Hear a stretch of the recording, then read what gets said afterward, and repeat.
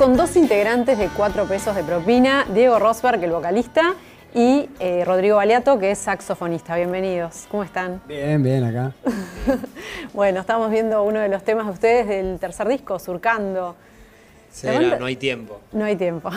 La banda de ustedes surgió hace como 15 años, 3 alumnos del liceo del seminario que se juntaron, empezaron a tocar en bolichitos y hoy día están teniendo mucho éxito en Uruguay, en Argentina y en otros países también, en México, por ejemplo. Bueno, el tiempo ha pasado, han crecido, han egresado y sí, andamos hace tiempo yendo a Buenos Aires, el año pasado nos encontró por México, este año estamos viendo si se repite.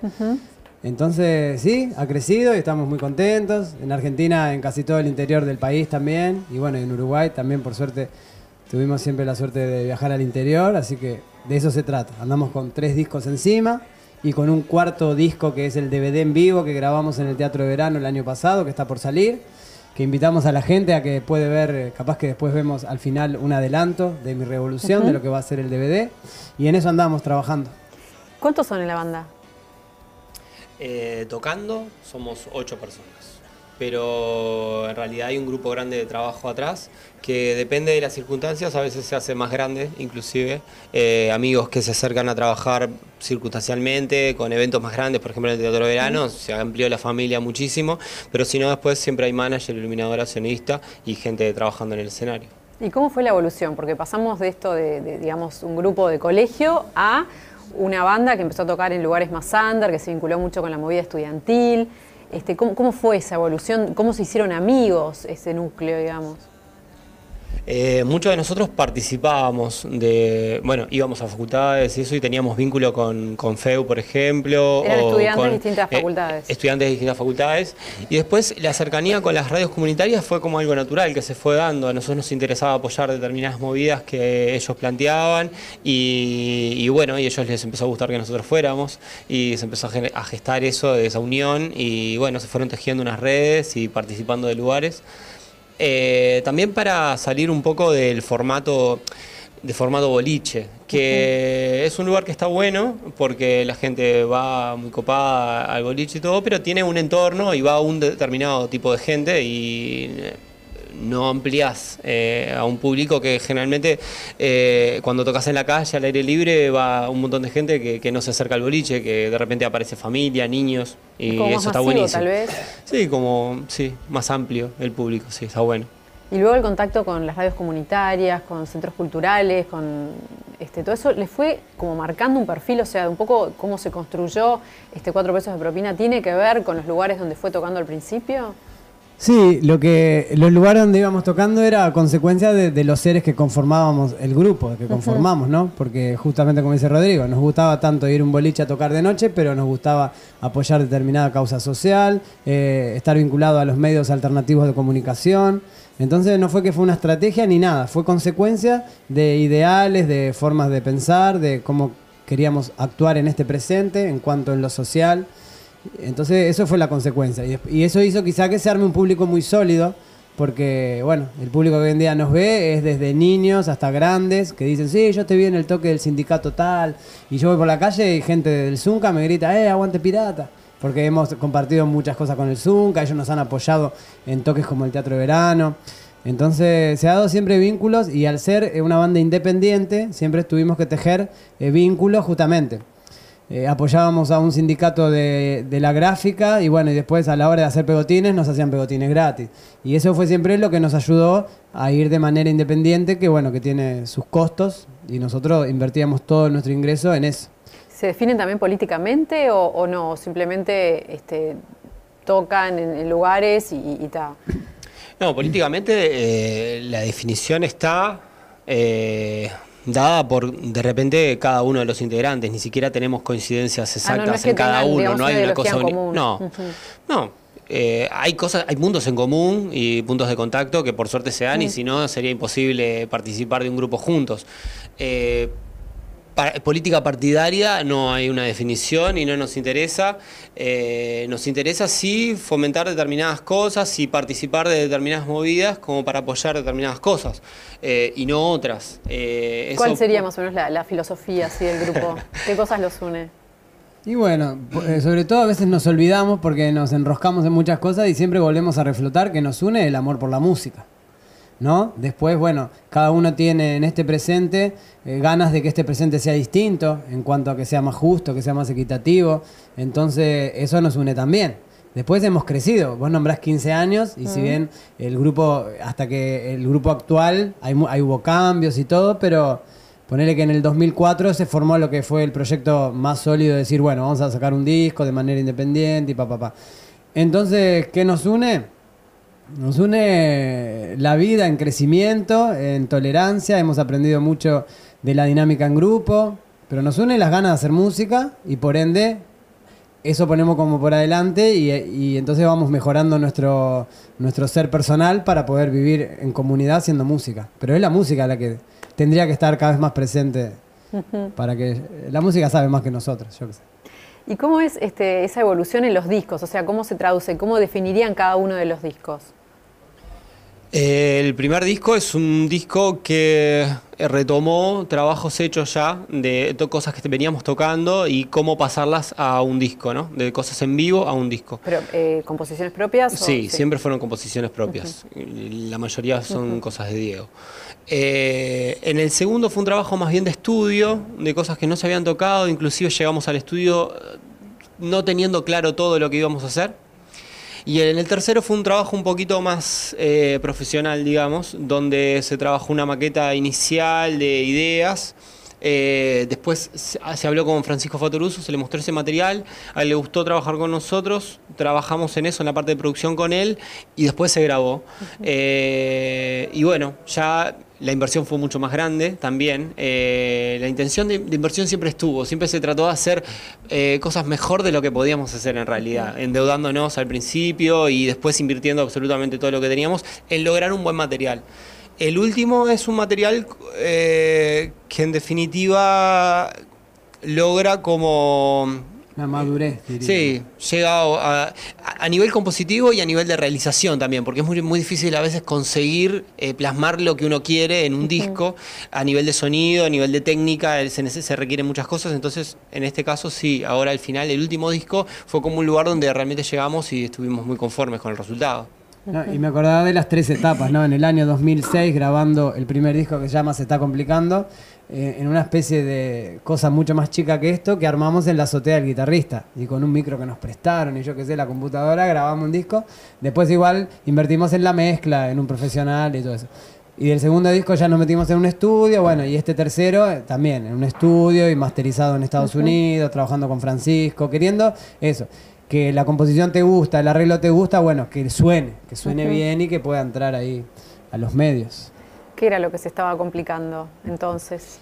Hay un tema que habla, se está complicando, ¿no? Y nos gustó más que nada, más que el título, nos gustó que no siempre las cosas se complican para mal.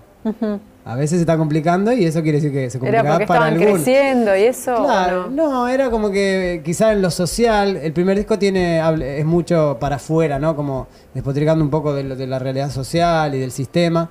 Entonces a veces pensábamos en cuando se le complica al sistema, a la Matrix, bueno, se complica al que está muy encerrado en la Matrix, pero para el que empieza a querer salirse un poco, se puede facilitar la cosa. Fue como ese juego que no toda complicación es mala. Y bueno, y empiezan a ir a Argentina, que es como toda una ventana para los músicos, ¿no? Poder acceder a un mercado más grande. Y ahí se les complica un poco el tema de la independencia, ¿no? Porque no es lo mismo ser independientes acá que allá. ¿Cómo manejaron eso? En definitiva también se complicó acá, porque nosotros necesitábamos tener un acceso mayor. El primer disco nosotros lo distribuimos en bicicleta. Nos llamaban, nos mandaban un mail y nosotros llevábamos el disco a la casa. Pero claro, eso en un momento empezó a ser inviable para nosotros porque no era compatible con una vida aparte de eso y porque en definitiva no estábamos teniendo el alcance que queríamos. Queríamos que la música se difundiera, pero no era posible llevarla en bicicleta a todos lados. Entonces, bueno, en el caso de Argentina tuvimos un vínculo con una productora para distribuir ese disco. En este último tiempo, ¿no? Al principio era también... Claro, al principio fue llegar a determinados lugares, tocar, vender nuestro disco en ese lugar y que después desapareciera la banda. Dejarlo en una radio amiga y que la gente lo pudiera buscar ahí.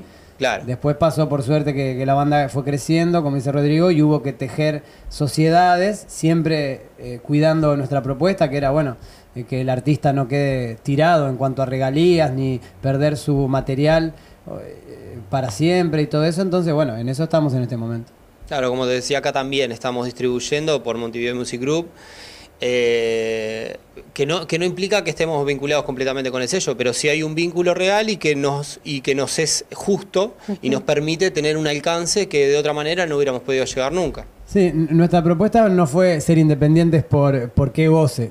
Fue una necesidad al principio porque, bueno, las regalías de disco vendido al tener un sello eran muy menores y todo. Pero nunca negamos que cuando estuviera alguien, alguna firma, alguna productora dispuesta a trabajar más equitativamente, ellos no negando nuestro trabajo y nosotros no negando el de ellos, íbamos a estar dispuestos. Y en este momento con la gente de Montevideo Music Group se llegó a un acuerdo y estamos trabajando a la par con distribuciones que estamos conformes de ambas partes. Y volviendo a Argentina, ¿el público allá es muy diferente al de acá? ¿Cómo lo perciben? Un poquito más, tipo como ese carácter que los caracteriza.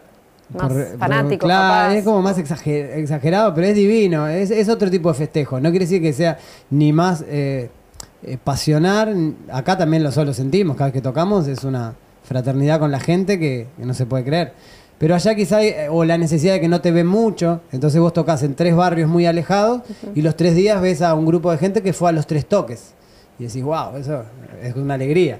Entonces, bueno, hay más yo qué sé. Va un poco en lo que es la gente. Acá Claro. es un poco La más idiosincrasia parca, de más cada tranquila, pueblo. y allá tienen un poco más de energía, es como distinto. Hay otro ambiente, se respira otra cosa. Igual, por suerte, nos sentimos muy queridos en los 2 lugares y eso es lo que nos mueve también. Así que está muy bueno. Claro. El tema del rock argentino, como que ahora no han surgido muchos nombres, ¿no? Es como que hay una gran posibilidad para los artistas uruguayos a ir allá y poder desarrollarse, ¿no? Porque hay como una especie, no sé si vacío, pero no hay tanta proliferación de bandas.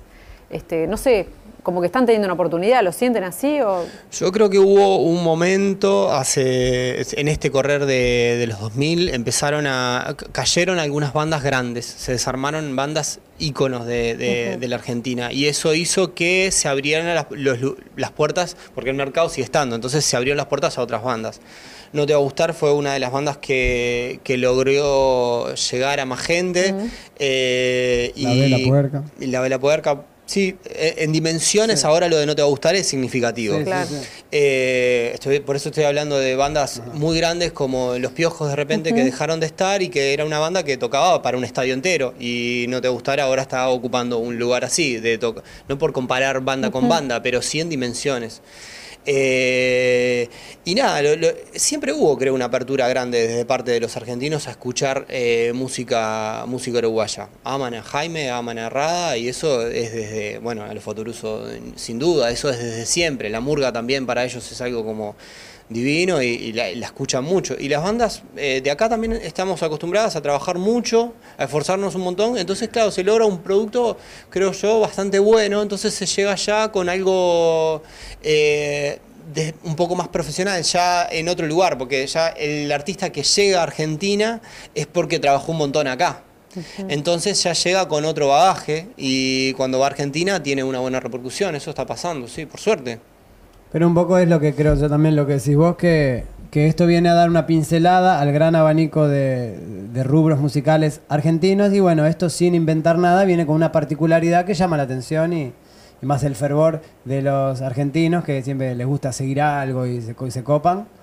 Pero en nuestro caso no es como un fanatismo, hay de verdad una complicidad. La gente viene, te habla de las letras, de lo que yo pienso igual que ustedes, muchas gracias. Entonces viene por ahí la cosa, por ser cómplice en este viaje que es 4 pesos. ¿Cómo es la relación de ustedes con el interior de Uruguay? Y nosotros cada vez que vamos, y casi siempre, no siempre se va, en nuestro caso, por suerte, no siempre vamos, no esperamos que un boliche nos contrate.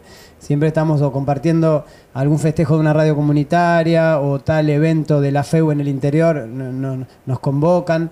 Entonces es una suerte poder ir, porque a veces ir al interior del país muchas veces es más caro que ir a Buenos Aires un fin de semana. Ir a Salto, ir a Artigas es más caro que ir a Buenos Aires y tocar en 3 barrios.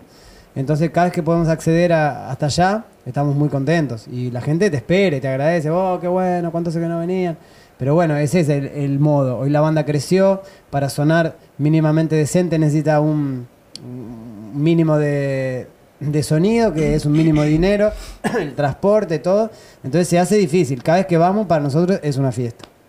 Y en este momento, ¿qué siente que son las dificultades, así, las cosas que tienen que sortear para poder seguir avanzando?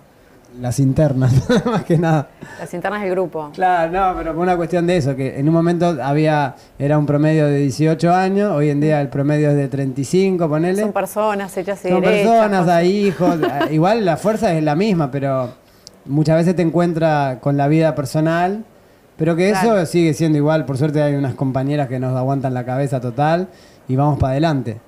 A ver si Me puedes acuerdo, agregar un poco. Sigue los siendo buitres decían bastante, ¿no? Sí. Pelufo hablaba bastante de eso. Siguen siendo, creo que las decisiones, sobre todo de estar autogestionados, todavía sigue siendo una... Hay que invertir y vos estás con la vida encima, yo qué sé. Pero va todo bien igual, el viento siempre nos encuentra bien. Siempre, por suerte, encontramos que viene creciendo. O sea, y eso nos motiva a seguir trabajando. Lo que me parece que es como significativo es que a veces hay cosas inciertas. O sea, uno no tiene certezas de generar determinadas cosas en tal lugar porque de esa manera voy a expandirme y puedo tocar más. Uno apuesta a que va a pasar determinadas cosas y vas a determinado lugar con intención de que esté bueno y que la gente le guste y que vuelva a ir. Pero no es sencillo eso, no hay certezas de inversión. O sea, no es que esta vez agarramos, invertimos toda la plata que se saque en esto para ir a México. Mira, porque dijiste puedes México, perder. estamos viendo, la gente no lo ve, pero lo puede ver después en YouTube. Estamos viendo el video de México donde tocamos en una feria en la calle y hay un montón de mexicanos bailando. Y eso para nosotros también fue una sorpresa, porque vos invertiste, fuiste a México, lo juntamos con un festival en Estados Unidos, pero cuando llegamos a México y en el primer boliche había 100 personas que iban a ver a 4 pesos que cantaban los temas. Es como dice Rodrigo, que a veces vos vas siempre apostando y metiendo mucho esfuerzo, pero se van gestando cosas por debajo y por el costado que no sabés. Y de pronto te encuentran, che, hay que ir a México porque sí. Entonces la banda de nuevo apuesta a ir a México y va. Es O sea una inversión enorme, dejás Sí. de hacer un montón de cosas. O sea, ir a México significa de repente no invertir en poder llegar a Argentina más veces, o sea, son opciones que uno toma. Sí, Y o determinados, 3 toques no se van a cobrar porque, bueno, vamos arriba. ¿Y pueden vivir de la banda o no? no. De la Tienen sus banda, trabajos no, aparte. No, de todos la banda trabajamos no, aparte. todos tienen, casi todos dentro de la música tienen otros empleos. Yo soy docente de guitarra, Rodri toca en la banda municipal, otro es operador de radio de la universidad, otro compañero es productor, otro da clase de piano y tocan por todos lados. En ese plano andamos todos. Claro. Bueno, y ahora se viene la fiesta clandestina, que es la primera vez que se va a hacer acá en Uruguay. Cuéntame un poquito, porque esto se ha hecho en Argentina y en México. Argentina y Colombia. Ah, Colombia. Nosotros estuvimos trabajando bastante, fue uno de los primeros acercamientos que tuvimos a Argentina fue con ellos, fue con la fiesta clandestina. Estuvo genial, son unas fiestas que surgieron a partir de lo de Cromañón, post-Cromañón, donde un montón de lugares en Argentina fueron cancelados para tocar porque no estaban dadas las habilitaciones y todo ese tipo de cosas, pero en realidad ellos empezaron a generar, a buscar lugares para poder hacer una fiesta. En ese momento, en ese lugar, y después se hacía en otro lugar. Eso se fue ampliando, empezó a tener otras dimensiones y bueno, cada vez llevaron bandas más importantes. Nosotros compartimos espectáculos con Gogol Bordello, por ejemplo, que es una banda norteamericana con gente de todo el mundo, pero nada, que la inversión es muy grande para que vengan y entonces la fiesta tuvo otras dimensiones. Y ahora es la primera vez que la hacen acá en Uruguay. Es una mega fiesta. Sí, se buscó el espíritu de que la gente, más allá que va a ver al grupo que le gusta, también ve los carteles de fiesta clandestina y va para la fiesta. Porque sabe que es garantía de que hay más o menos un palo musical que es el mestizaje, bailable, que no solo queda la noche en el toque nocturno, sino que después hay unas performances. Entonces sigue la noche con el espíritu de la fiesta. Y eso es lo que se trata de traer a Montevideo. En este caso va a transcurrir en el Museo del Carnaval y se inaugura con 4 pesos de propina. ¿Y cómo se llama la banda telonera amiga que viene? La Ventolera. La Ventolera, que dice que hay... Es un grupo de vientos muy grande y cuerda de tambores. Está muy bueno. O Muy sea, bueno. van a estar ustedes dos, las Sí. dos Sí, bandas las que va dos a haber. bandas. El 22 de mayo, entonces, en el Museo del Carnaval. Sí.